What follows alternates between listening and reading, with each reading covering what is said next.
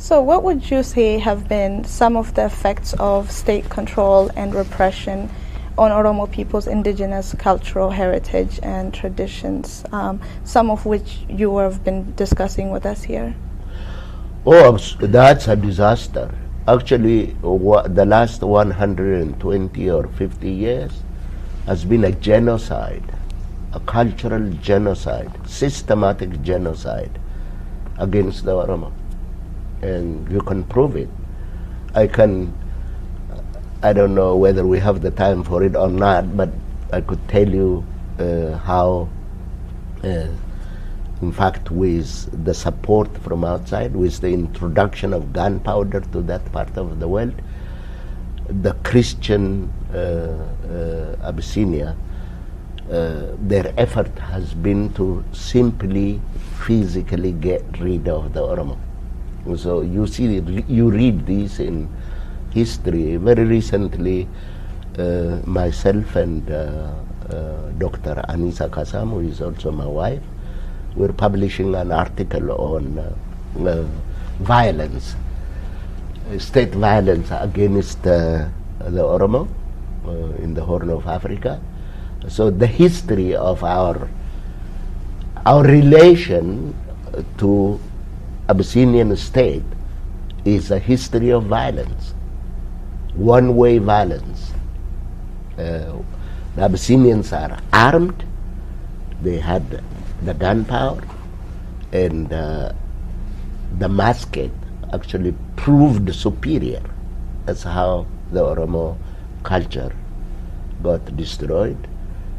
You see, these are the things that Ali Birra sings when he says mal jedani mal himani o gayadan ibapani gafan wallalani. You know, that's what happened at Chalanko. Clearly shows not the superiority of racial superiority of the Abyssinians. It only shows the superiority of the musket gun as provided by Christian Europeans in the West. So Dr. Tadessa Eba has compiled the amount of ammunition in his book Gadamelba, what Abyssinians acquired. In fact, one wonders whether any one European colonial power had that amount of firearms and ammunition at that particular time. So the Oromos were simply massacred because the Abyssinians were trigger happy, and they could see what the gun can do.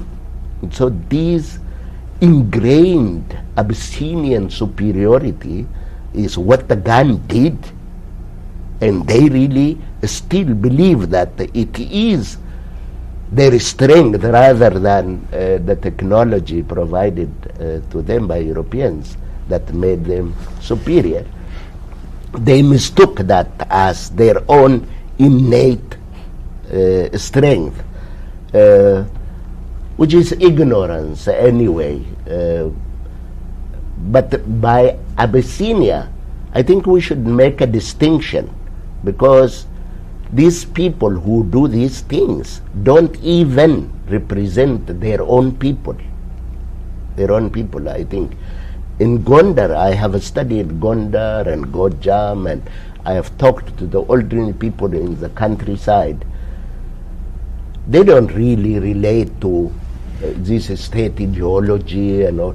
These guys, they have been repeatedly indoctrinated by the church, and they know the church and they know the saints, and they live their life, and they don't even know what their elite or people who think to come from them have done to other peoples. I could give you an example. A certain historian, an Amara historian by the name Taklatsadik Makuria, writes in praise of Menelik. He wrote Alian Yalchalon Kamatries Gara, Inglis Yalchalon Kairoplan Gara, አባዳኛው ገብቶ በምንሽርና ባሮጌ ውዥግራ ለዘር አልተረፈም አለቀ ግምራ። Now this is an Amara historian writing. He is saying a genocide is carried out against the Gemara. By the way, according to a certain Paulson, an English major who visited Ethiopia, or the southern Ethiopia region in 1936, and published a book called Ethiopian Reality. He gives a figure that the Gemara population was reduced from 1 million to only 20,000. The population of the Kafa was reduced from 2 million to 100,000. The Oromo population was reduced from 10 million by half. These are all recorded documents. Therefore, my answer to your question is a genocide, physical genocide and cultural genocide, economic genocide, you name it. They did it. How about some specific state policy? Now you are discussing about the consequence of the initial conquest, the violence that came with the conquest at the earlier stage. How about specific state policy of cultural genocide or cultural repression that has been implemented by Menelik, Haile Selassie, the Derg, and the present government? Can you mention a few of those policies? There are even take what they say in Gala Nagari Piazza Igabam. Gala Sagara Yadder Igamal. Kagala Gari Balla Baamatu Yakarawan. Lagala Nabsabat, Diakon Machian Naso. Galana men Beta Christian Wusha, Beta Christian Igabam.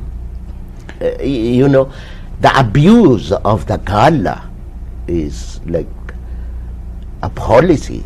It's unwritten policy. What's the objective? Why? The objective is to break, reduce you. If somebody calls you a donkey for 50 years, then you tend to accept that you are a donkey. The Gala is always opposed to the Abyssinians are. There is this dichotomy: the civilized, the barbarian, the settled, the horde, nomad, the highland, the lowland, the Christian. This dichotomy is what the policy of, in the process of creating a civilized Abyssinia, the other part has been reduced to, and then people like Ullendorf has the audacity to say that the Gala has nothing to contribute to the civilization of Ethiopia. They have neither material nor intellectual culture. This is a bully. This is a bully. And when I called him a bully, they all shouted in Kyoto, he is abusing a nation, and you cannot call him a bully. So this is what they do. So Europeans also contributed to the denigration and to the genocide of the Oromo. And this is what we want the world to understand. They are contributing to it today. Why? I don't know. The general public in the West are good people. I don't think they know or they like what is happening to Oromo. They just don't know what their governments are doing all over the world. And they talk about democracy. They want to teach us humanity, human rights, yet their governments are all over the world, telling people how to behave while they themselves are arming hooligans to massacre people. So I think there is a link between the two questions that you was asking about what's Oromuma, because a nation that knows itself is probably ready to defend itself too. But what would the second question about, and you responded to, say, by there was a cultural genocide, and what you discussed about Galla and whatever, you say it's part of the cultural genocide, but imperial systems don't always sustain themselves by physical violence alone. Yeah. They have other forms of policies in which they sustain the system. Lord Lugard said, thrash them first and then reconcile them. Yeah. Well, that reconciliation is not an actual reconciliation, but it is also a benign form of violence. Could you speak to that, like to speak in a sort of systematic way under the Derg, under the Haile Selassie, not just the physical violence, which you said is documented, but policies that are meant to inflict cultural, economic, political violence? Absolutely. It's, they have a religious dimension. The Orthodox Church is bent over, dehumanizing. Like they will tell you, there is this Fikare Mariam, which says that whoever slept with a Gala is like a person who have slept with an animal. They have the audacity to write this and preach it in public. They Still say, today? Oh, absolutely. It's a church document, it's a spiritual book. Fikare is a book that like Vicare Jesus, Vicare Michael, Vicare Mariam, all these are church books that they use against us, and they tell you that the Gala will be burnt in the last circle, in hell there is the last circle. Well, it is even worse than hell itself. So when Mary was taken down to the, actually it's translated from Dante's Divine Comedy. It was first translated into Arabic, then they translated into Abyssinian language, and they used that, and the character, one of the characters in there is made to be a Gala. And you know what? The Abyssinian sayings and literature and everything leaves no doubt in terms of the religious nature of the abuse of the Gala, if you want to look at it from religious point of view.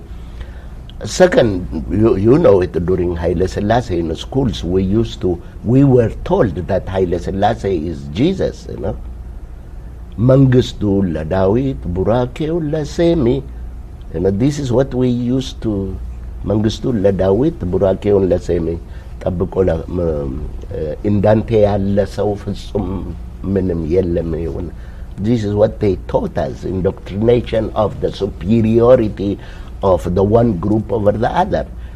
So the Gala is at the bottom of the ladder when they teach you what you are. They have history, we don't. They tell you, we are Abyssinians, people of history, we are people without history. They are people of culture, we are people without culture. They have literature, we are people without literature. They have alphabet, we are people without alphabet. They are the civilized, sedentarized people, we are the nomadic hordes that invade their space and kill people at will. And these are all fabrications, and they are meant to psychologically dominate you, and basically it's a genocide, it's a psychological war waged for over 100 years now, and they don't stop it. And we have seen it under Haile Selassie.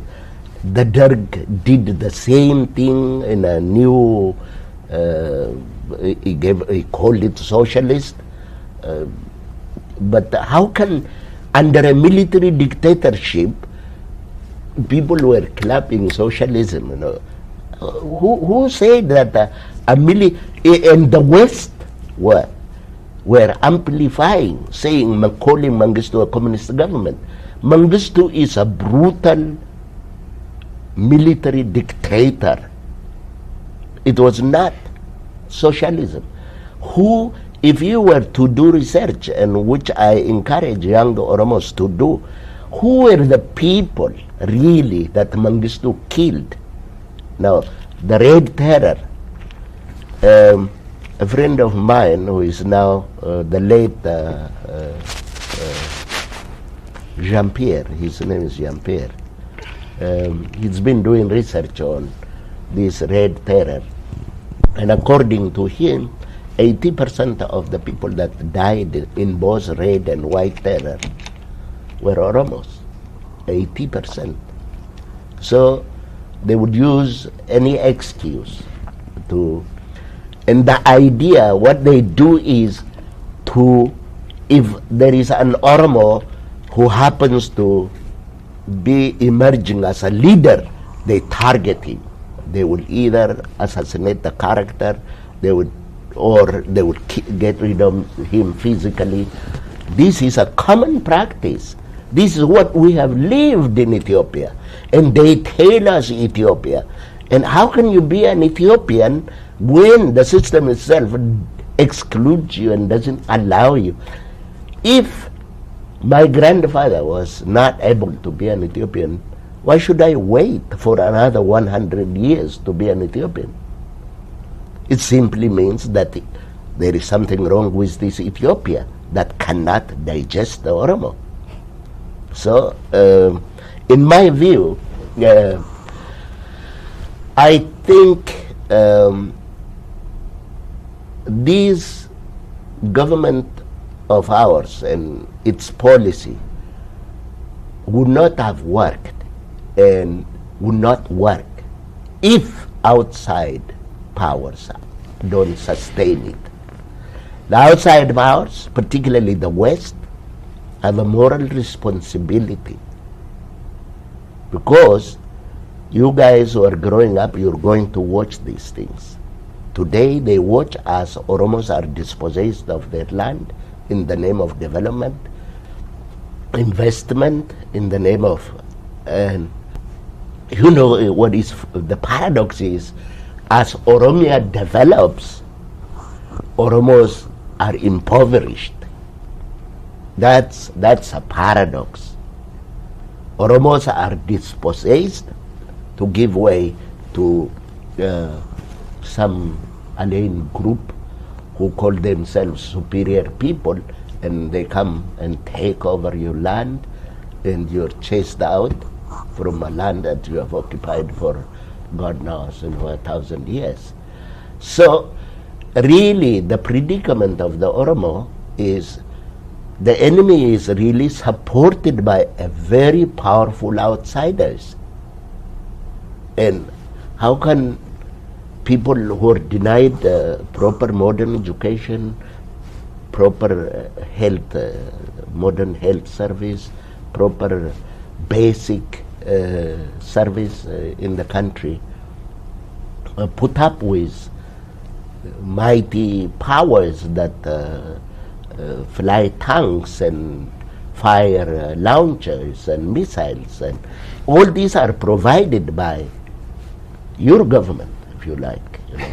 And earlier you mentioned the inability of Ethiopia to digest, as the word used, or incorporate or integrate the Oromo into itself, its identity. Yeah. What is Ethiopia? What is the Ethiopian identity? And why is that identity? And after you define what this Ethiopian identity is, why is it unable to integrate? Why is the Oromo, your grandfather and you, are yet to be able and or unwilling for them to be Ethiopian? What happened? You know, and I'll tell you what they teach us in the school then. What they teach us in the school is like Ethiopia is divided into two. There are people of what they call Semitic descent and people of African descent. People of Semitic descent count their genealogy through Queen of Sheba, King Solomon, and all these romantic affairs between these. and then people of African descent are inferior, innately inferior.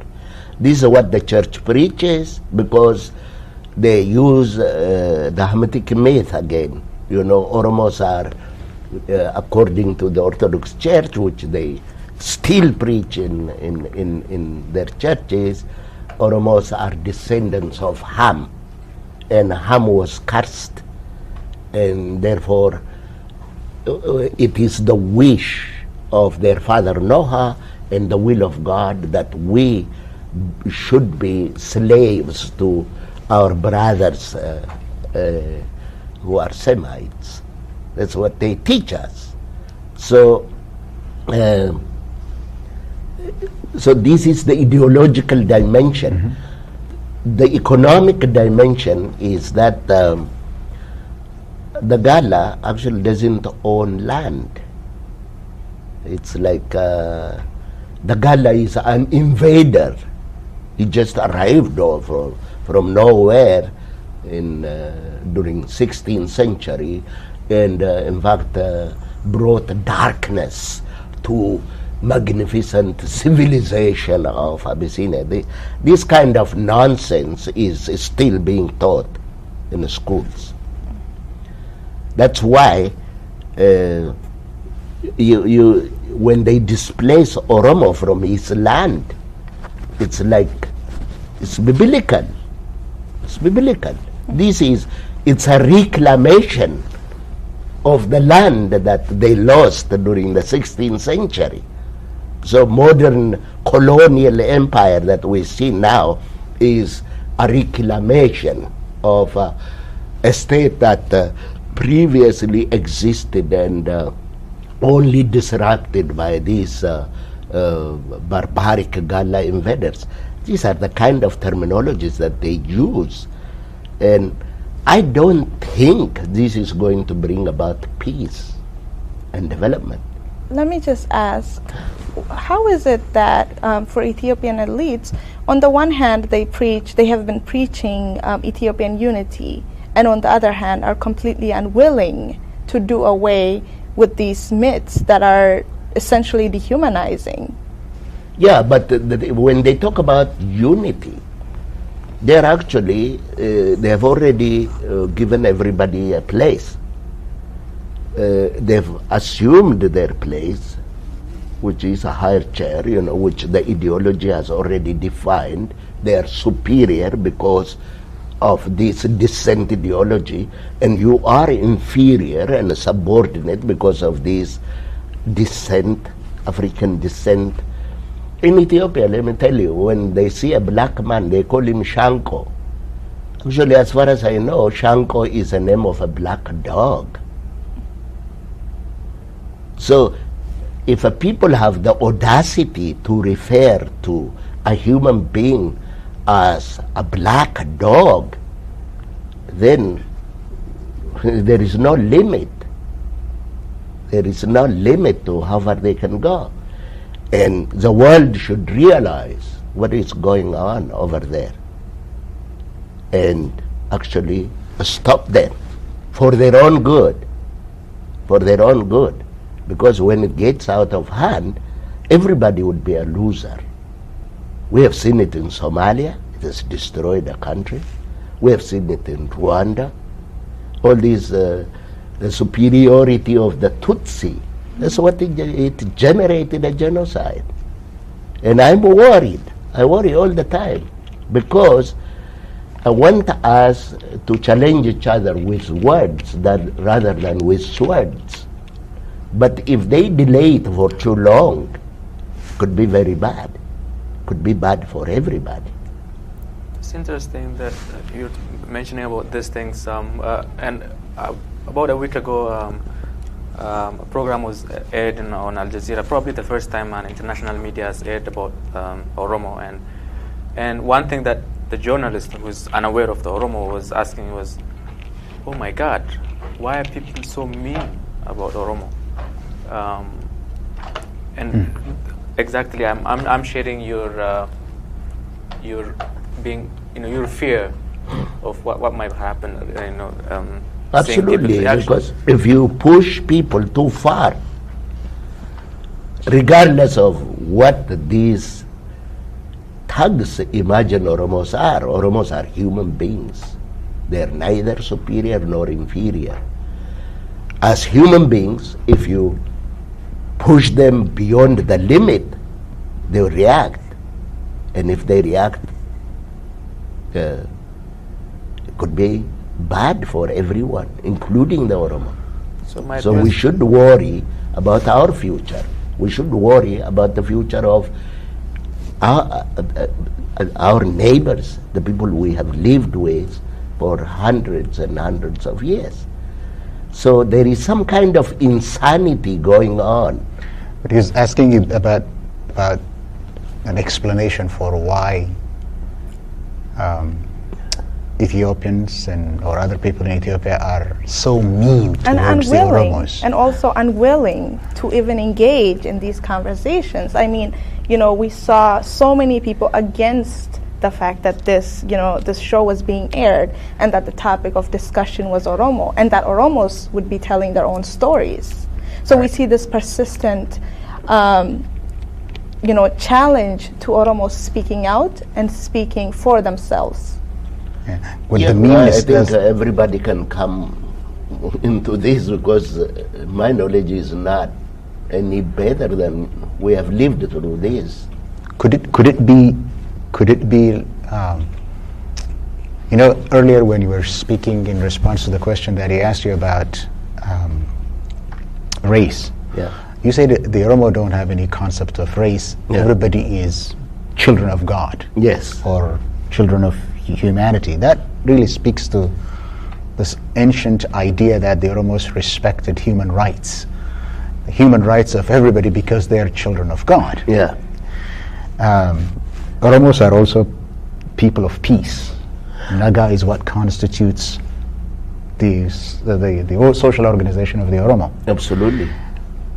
But why are people so mean? What you described about violence, physical violence, economic violence, cultural violence, and what was captured in that question of the journalist about meanness, could that be because of the Oromo's demographic weight?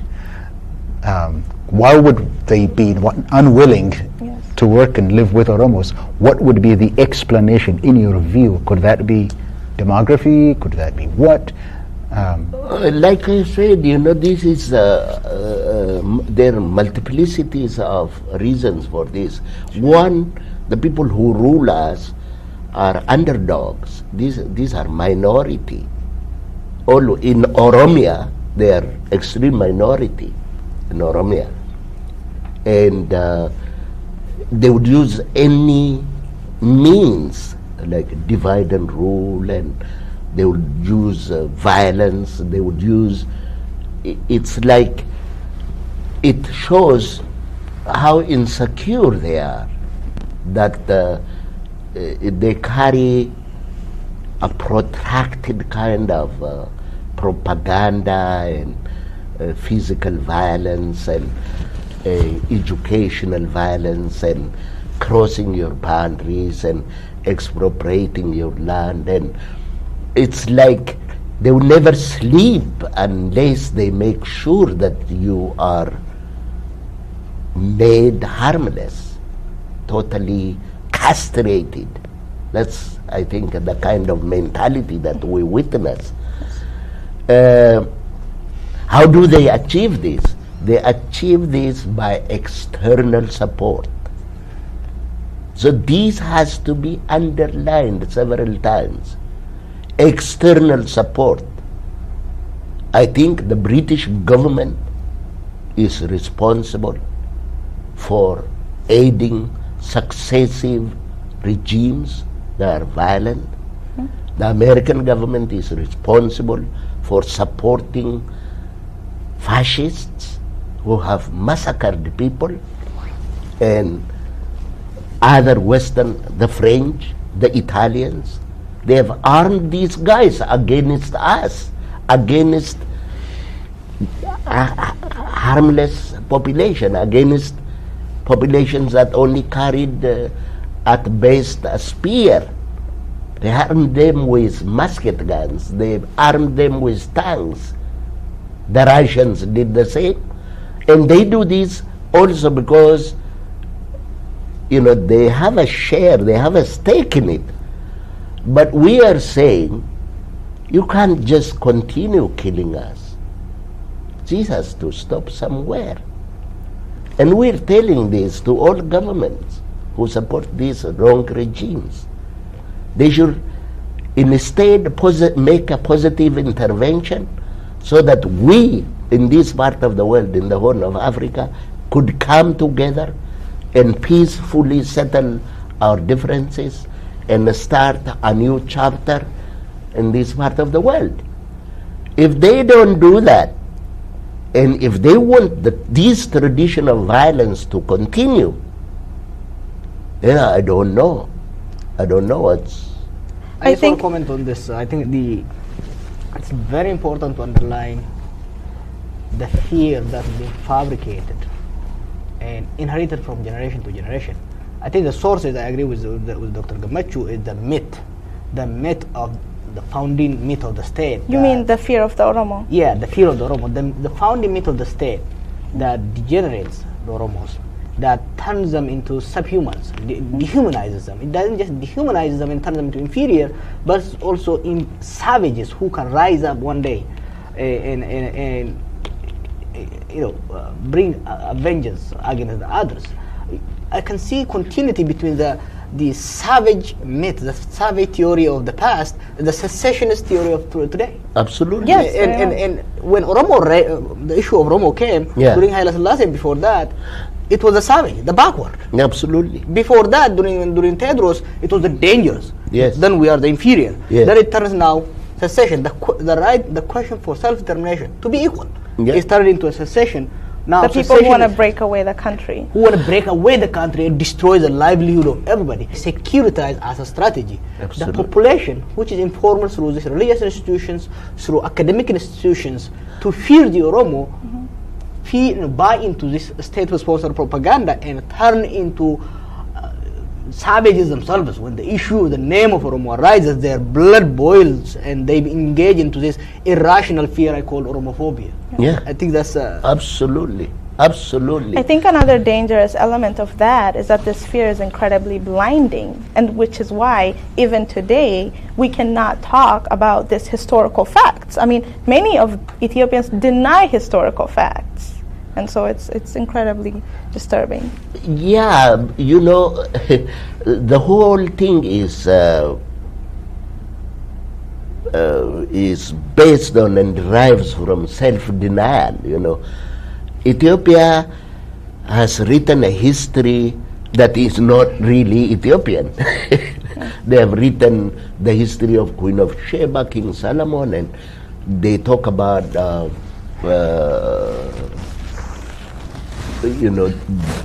nowadays they even say, they have equated what exists in Ethiopia with Latin and Greek civilization, sort of.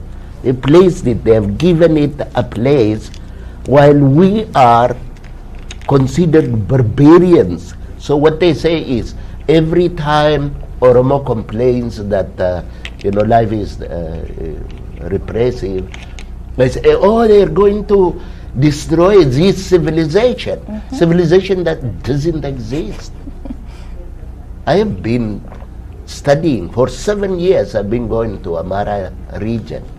The Amara region suffer from the same disease, from the same illiteracy, from the same I just give you this, this is a very interesting experience. In Ethiopia, they want to portray like the north is literate, the south is illiterate. I went to the north to carry out some consultancy job regarding HIV/AIDS. So when they asked me how we should go about it, I was equally ignorant. I said, they told me that in Eastern Gojam zone, there were 51,000 priests. And I said, this is good. So, you know, in HIV, there is what they call education, information and communication, EIC material. We produce EIC material in Amharic, and I said we give it to the priests. Let them teach in all the churches. And then the guy told me, these priests don't read and write. And I found out that this is really a crime.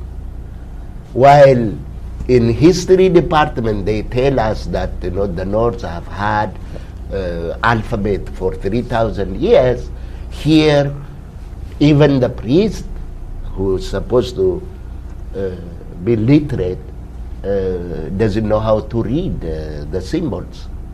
It's a memory, he repeats from memory.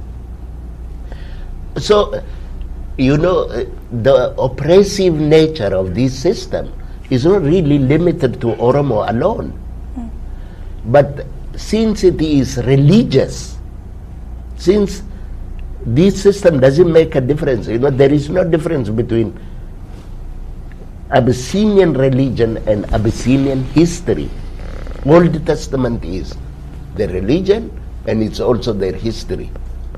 So the mention of Ethiopia in the Old Testament, for them is like God mentioned it. Therefore it has to be accepted by everybody. This is a kind of attitude that we're confronted with. And this is an obstacle to all forms of development and mental change in the area. And particularly the elite who, as we have discussed, feels threatened by Oromo asking for human rights. It threatens them because they want a perpetual slavery of the Oromo so that they could feel that they are better human beings kind of mentality.